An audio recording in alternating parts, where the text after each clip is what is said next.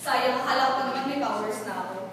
Minsan tuloy, naitanong ko, ano nga ba ang dahil sa pagiging kapitenya ko?